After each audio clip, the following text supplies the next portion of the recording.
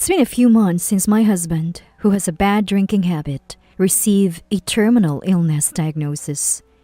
He seems to think that it's me who's been diagnosed and has been living recklessly, drinking, having affairs. It's like he's doing whatever he wants. He even had a nerve to say something outrageous to me. "You're really tough? Like a cockroach?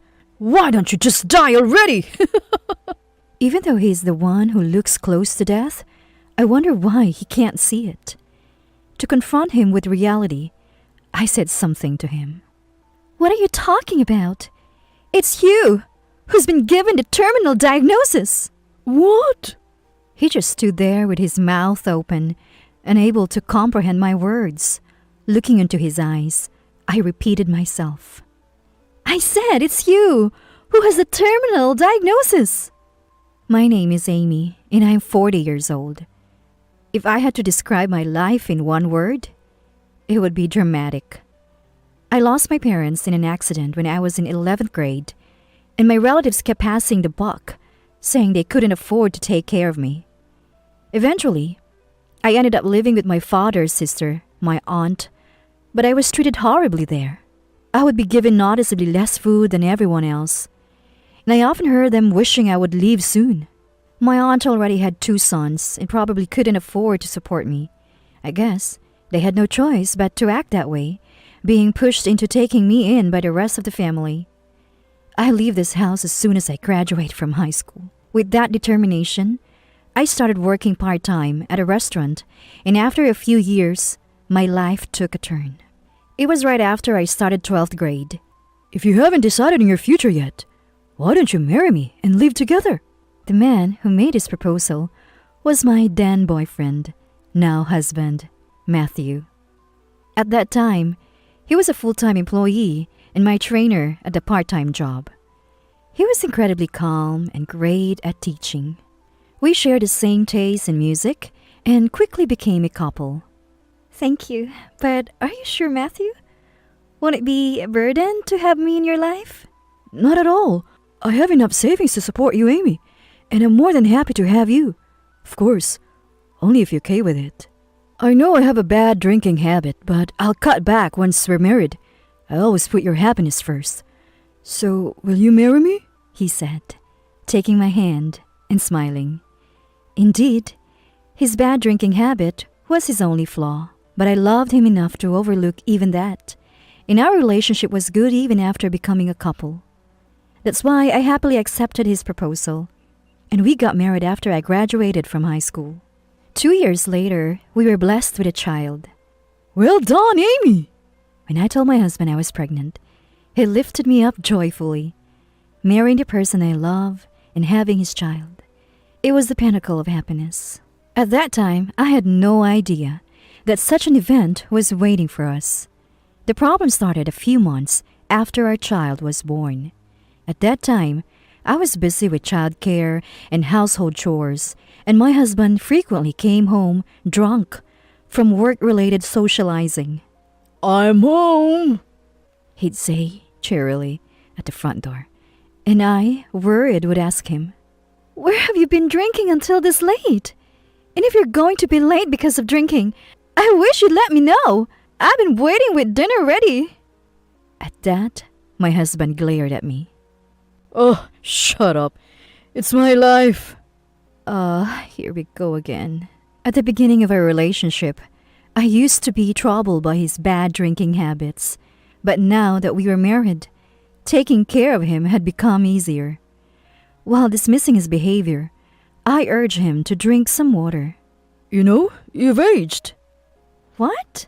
He stared at me as he drank, and I was taken aback by his unexpected words. "I mean, you've aged. You used to take care of yourself even at home, but now you're always in an old sweatshirt and sweatpants with no makeup. Why did you let yourself go like this?" He looked me up and down as if assessing my whole appearance. There are things you can and cannot say, even to a husband with a bad drinking habit.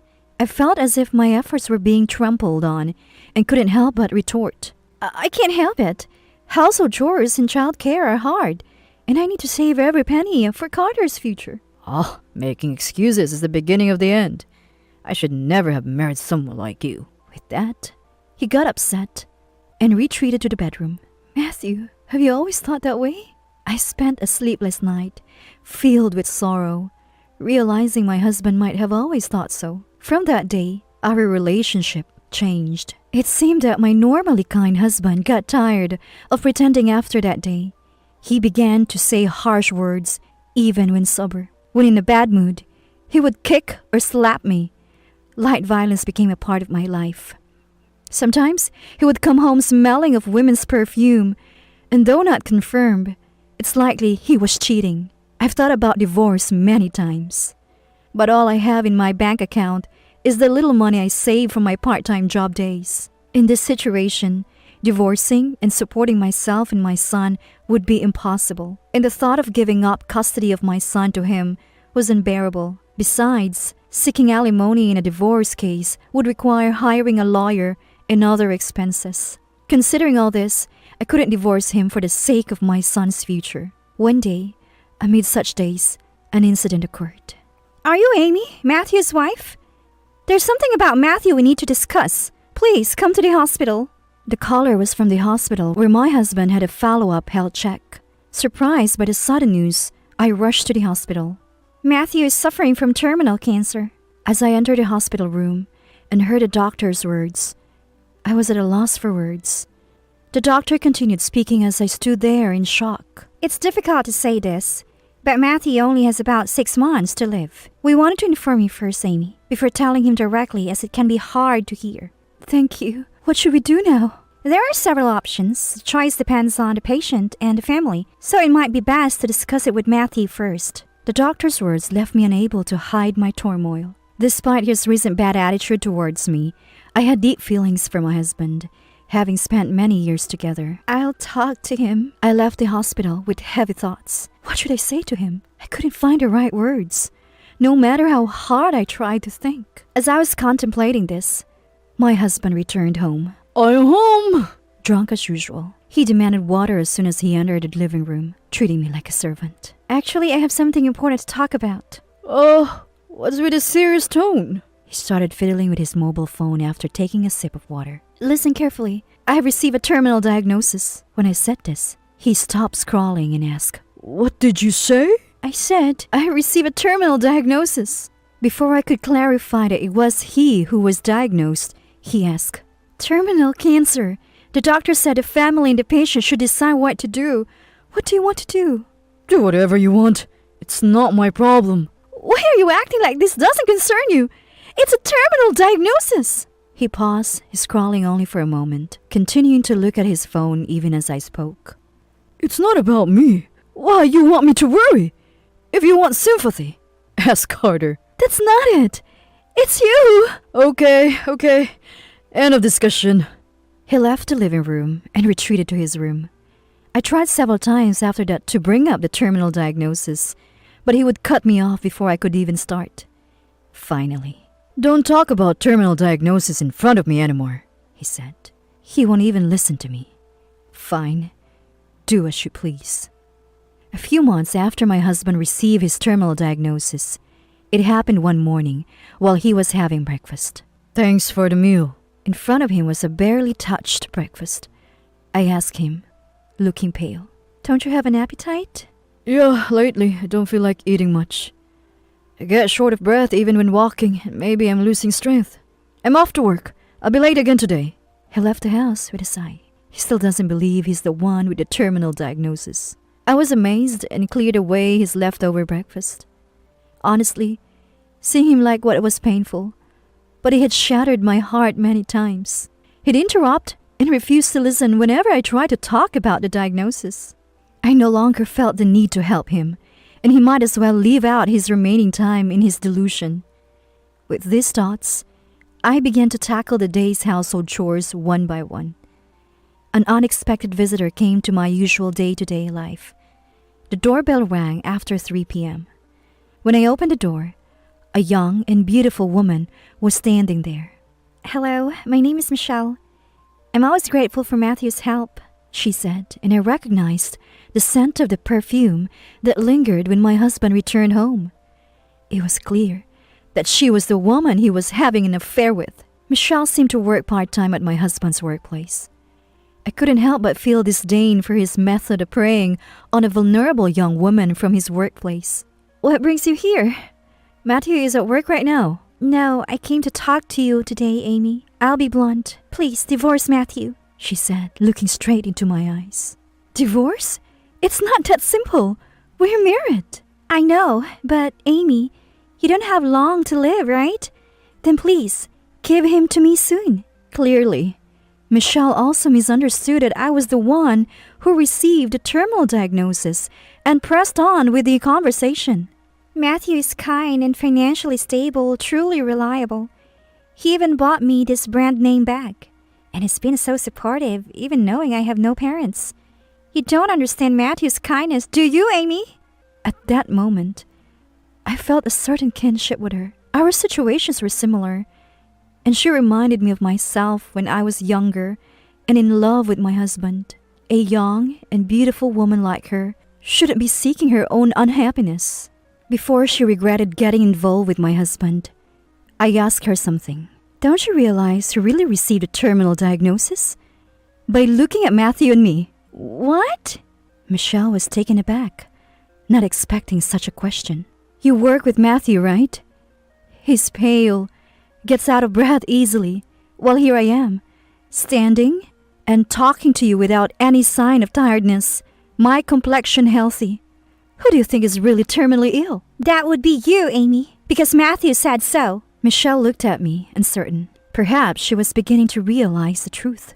Besides, Matthew's money is almost gone. What? She was shocked again. With all the drinking and spending he does, and you must be enjoying most of those benefits, right? I bet he's given you more than just that bag. If Matthew is the one with a terminal diagnosis, you'll have a hard time ahead. Hospital bills, living expenses. Do you still want Matthew? Michelle, seemingly at a loss for words about Matthew, trembled and said, Excuse me, before leaving. I doubted that Michelle believed everything I said. However, if it made her reconsider even a little, that would be enough. I watched the door she had exited through, lost in thought. That night, for a change, my husband came home sober, but he clearly looked exhausted. When I asked why he sighed, he said he had tried to work as usual, but couldn't keep up his strength and had to take several breaks, which angered his boss. Are you okay? You're really tough like a cockroach. As he muttered, I gave him a cold look. What are you talking about? You're the one with a terminal diagnosis. What? He stood there, mouth open, unable to comprehend my words. I said you're the one who's been diagnosed. Hey, wait a minute. You're joking, right? He shook my shoulders as he said this. I wouldn't joke about this. Looking at your recent health and complexion, isn't it obvious who's terminally ill? I answered calmly while he shook my shoulders. You kept quiet about this? Of course not. You just misunderstood on your own. I tried to tell you, but you didn't want to listen, so I stayed quiet. Bastard! Enraged by my words, he raised his hand in anger, expecting to be hit. I closed my eyes, but no pain came. When I slowly opened my eyes, I saw my son stopping my husband's hand from hitting me. Dad, stop it! What? Talking back to your father? My husband was still furious, even towards our son, but he couldn't easily shake off his hand. Uncomfortable, he finally let go and retreated to his room. Mom, are you okay? I heard Dad yelling from my room. My son calls out to me. Thank you, Carter. Really, thank you. Oh, my child has grown up so much. I might not know what would have happened without him. With feelings of gratitude for his growth, I thank him repeatedly. Then my son made a suggestion. The next morning, while I was making breakfast, my husband entered the living room awkwardly. Good morning. Sorry for getting angry yesterday, he said, standing next to me, and I turned to him with displeasure. What? Why are you suddenly so meek? No, I want to apologize for everything. I'm really sorry. He apologized deeply.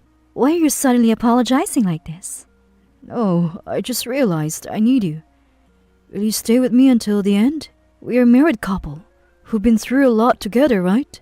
His unexpected words made me laugh derisively. A married couple who've been through a lot? Don't make me laugh.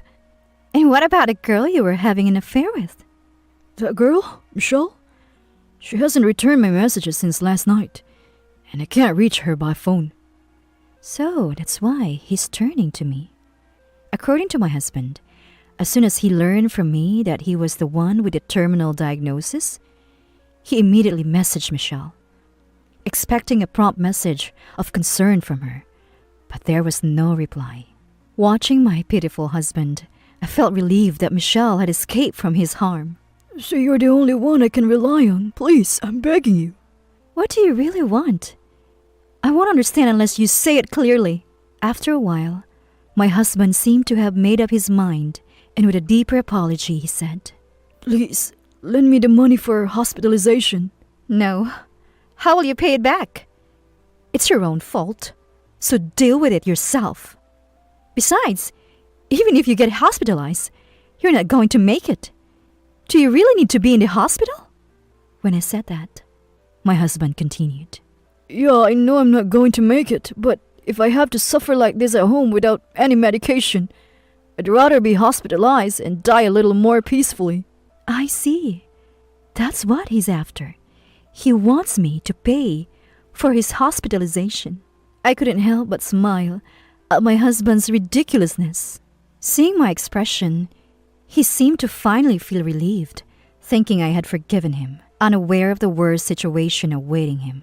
Absolutely not. You're only being convenient now that it's disadvantageous for you, I said bluntly, and then presented the divorce papers I had kept in my apron pocket. I want a divorce. Hey, are you going to abandon your husband, who you've spent years with and who has only a little time left? Abandon? You abandoned me a long time ago. When I said that, my husband hesitated to speak, then asked with a hint of dissatisfaction. But what will you do from now on? About Carter's education, where to live? Don't worry. Carter is planning to drop out of school and work. He's interested in car mechanics, and a friend's parents run a garage. They've offered to let Carter and me work and live there. It's fortunate to have such good friends. Until Carter drops out, I plan to stay at my relative's house. It's much better than living here. Honestly, I've been wanting to divorce you for a long time. The only reason I didn't was because of Carter. But now that Carter's future is decided, there's no need for me to stay. As I spoke firmly, my husband realized he could no longer hold me back and stared at me in disbelief. Then sign these divorce papers right now. I'll be organizing Carter's and my things in the meantime. A moving company will come later. Please, cooperate then. Saying this, I saw my husband's face, worn out, and looking at me with pleading eyes until the end. He would likely spend his last days in this house. I sympathized, but it was his punishment for years of persecution. So, goodbye, Matthew. I closed the door of my home. Later, I heard from a mutual friend that my ex-husband had passed away. His family gathered for the funeral. I would probably be blamed for not being there in his last moments if I attended. I had no intention of going to a place where such negative assumptions could be made. However, after a few years, when my feelings had settled, I visited a certain place with my son. You don't have to pay respects to such men. Hey, don't speak like that. The place we visited was my ex-husband's grave. A mutual friend told me where it was, in a cemetery, where he now rested. Honestly, I never wanted to involve myself with my ex-husband again, but I wanted to report to him that our son had grown up so much. But I wouldn't come here again, because we were moving out of state. Since then, Carter worked while gaining practical experience as a mechanic and successfully obtained his automotive mechanic certification. He's set to work in a garage out of state from spring. Let's go back. We still have to prepare for the move. As I said this and stood up to call Carter, he didn't move. Mom, do you regret marrying Dad? He asked, looking at me. What are you saying? If I hadn't married Matthew, he wouldn't have been born. I'm proud of you, Carter, for trying so hard to save me from Matthew. Thank you for being born. As I said this, my son shyly thanked me. Looking forward to my son's future, we left my ex-husband's grave behind.